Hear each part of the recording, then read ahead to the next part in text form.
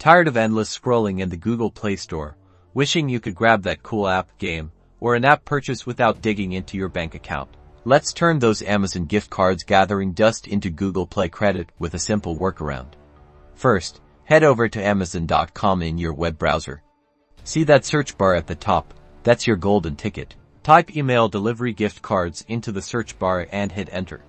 This is crucial because we need to be able to easily transfer the gift card. Look for prepaid digital solutions, the virtual Visa gift card option. Select the desired amount.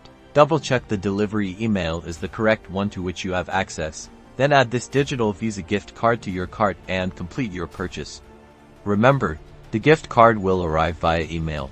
Once you receive the email, you'll find your virtual Visa gift card number, expiration date, and CVV.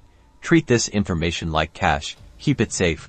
Now, open the Google Play Store app on your Android device. Tap on your profile icon in the top right corner of the screen.